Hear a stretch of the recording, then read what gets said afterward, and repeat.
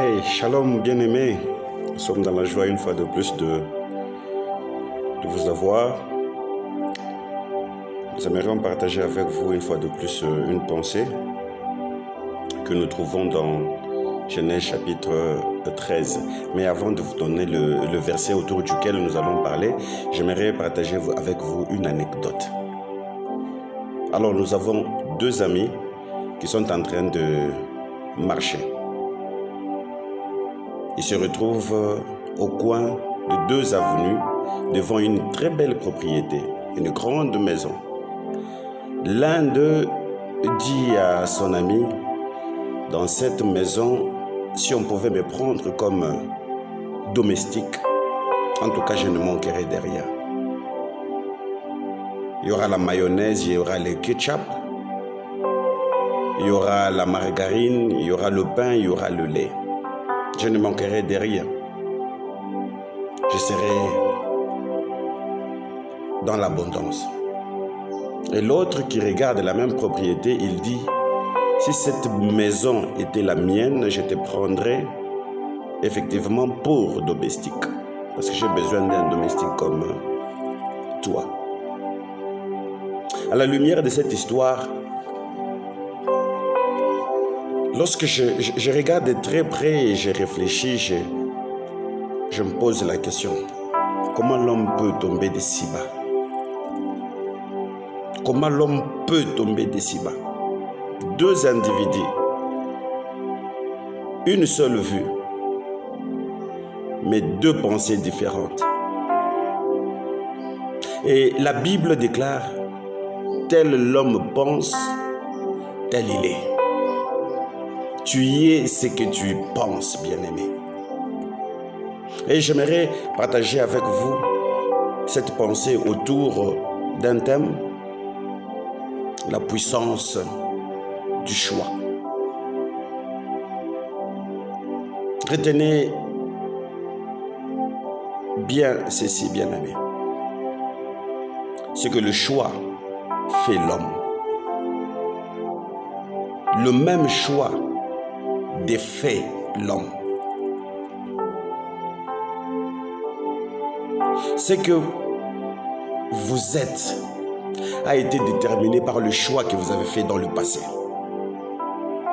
Ce que vous serez demain sera déterminé par le choix que vous allez faire aujourd'hui. Qu'est-ce que j'aimerais dire, bien-aimé? Nous sommes les résultats de nos propres choix. Ne regrette pas la vie que tu as aujourd'hui. C'est celle que tu as choisie. Personne n'a choisi pour toi. Ne te victimise pas. Ne te plains pas. Parce que tu risques d'envier les autres pour rien. Tu es ce que tu as choisi dans le passé.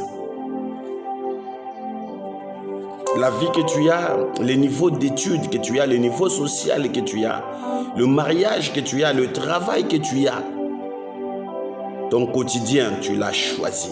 La maladie que tu as choisi, bien-aimé. Tant que tu ne choisis pas bien, bien-aimé, ton futur sera tronqué. Et nous lisons dans Genèse chapitre 13. Au verset 10, la Bible déclare, Lot leva les yeux et vit toute la plaine du Jourdain qui était entièrement arrosée. Avant que l'Éternel eût détruit Sodome et Gomorrhe, c'était jusqu'à Soar, comme un jardin de l'Éternel, comme le pays d'Égypte. La dernière fois, je vous ai dit ceci, bien-aimés. Ne faites pas confiance à votre foi parce que votre foi risque de vous trahir. Aujourd'hui, je reviens en vous disant, ne faites pas confiance à votre choix. Ne faites pas confiance à votre choix. De par la nature, l'homme est à la merci du destin. L'homme ne sait jamais choisir, ne saura jamais choisir. Et Dieu le sait. Dieu sait que l'homme que j'ai créé, il ne sait pas choisir. Il a un problème de choix. Dieu dit, j'ai mis devant toi deux chemins, la vie et la mort. Comme l'homme ne sait pas choisir, Dieu l'oriente même dans le choix. Il dit, choisis la vie. Mais c'est malheureux, bien-aimé. C'est malheureux de réaliser, de constater que malgré les orientations, la lumière que Dieu nous donne au travers de sa parole, l'homme choisit la mort. Quand vous choisissez la vie, vous choisissez un homme, vous choisissez Jésus-Christ de Nazareth. Choisissez la vie, bien-aimé. Ne choisissez pas le monde, parce que le monde, avec tout ce qu'il a, passera. La Bible déclare dans le Nouveau Testament, a choisi la bonne part, qui ne lui sera jamais ôtée. Ruth a dit, ton Dieu sera mon Dieu. Et Josué de dire au peuple, parce qu'à un certain moment, il a réalisé que le peuple bronchait de deux côtés. Il leur a dit, quel que soit votre choix, il n'altérera pas mon choix. Choisissez qui vous voulez servir, mais moi et ma maison, nous servirons l'Éternel. Nous servirons l'Éternel. Bien-aimé, tu es libre de choisir ton maître. Tu choisis Dieu ou maman. Tu es libre. En fait, tu es en train de vivre les résultats de tes choix. Si tu ne dors pas la nuit, qu'importe. Moi, je dors la nuit et je me réveille au petit matin. La Bible déclare, je m'endors, je me réveille, car l'Éternel est avec moi. Choisissez Jésus-Christ de Nazareth. Choisissez la vie. La Bible déclare que Caleb a choisi Hébron. C'était un beau territoire où il y avait même la caverne de Macpéla. Je pense un jour ou l'autre nous aurons à pouvoir parler dessus. Élisée, lorsqu'il regarde Élie, il lui dit, ton Dieu est vivant, ton âme est vivante, je ne te laisserai point. J'ai vu des personnes bien-aimées avec ma petite expérience passer à côté des opportunités, à côté de leur vie, à cause du choix qu'ils ont opéré. Quand on parle du choix, il y a toujours l'acte qui précède. Tout dépend. Il y a toujours l'acte, il y a toujours l'action.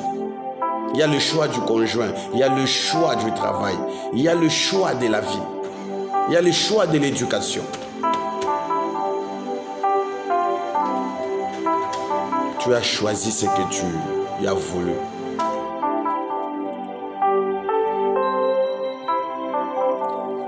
Nous connaissons Salomon par sa sagesse.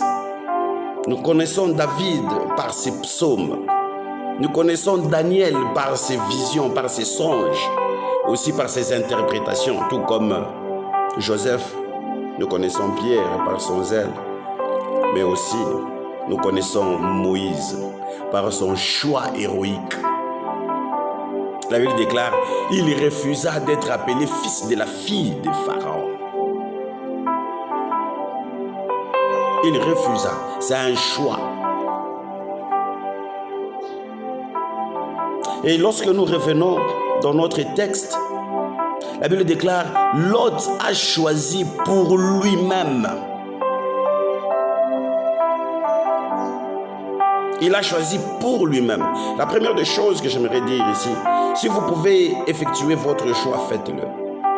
Comme Lot l'a fait. Mais nous sommes en train de voir, vous et moi, que le choix de l'homme est toujours tronqué. Ne faites pas confiance à votre choix. Il a choisi pour lui-même. Et le résultat, c'est qu'il a été amené captif. Ce qu'il voyait comme, en réalité, c'était un territoire qui devait être brûlé. Ne choisissez pas par la vue, bien-aimé. Ne choisissez pas par la vue. Votre vue peut vous faire défaut, peut vous trahir. Si vous avez la capacité de choisir, gloire à Dieu. Mais j'aimerais parler à celles et ceux qui ont un problème de choix. Si comme vous vous retrouvez comme Abraham, il dit à l'autre, si tu vas à gauche, moi j'irai à droite. Et si tu vas à droite, moi j'irai à gauche. Il a laissé l'autre choisir. Et quant à lui, Abraham n'a jamais fait de choix. Il a laissé Dieu choisir pour lui. Oh, laissez-moi vous dire, l'homme, lorsqu'il choisit dans une direction. Mais lorsque Dieu choisit pour l'homme, il choisit dans toutes les directions. Alléluia.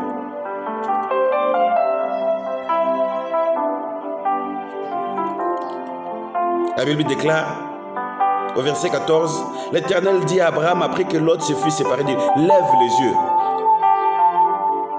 Au 13, au 10, la Bible déclare, Lot leva les yeux et vit. Parce qu'il a choisi lui-même. Mais lorsque Dieu intervient, il dit à Abraham, lève les yeux. Pour dire, lorsque nous laissons Dieu choisir pour nous, nous sommes triomphants. Et nous réussissons. Bref, bien-aimé,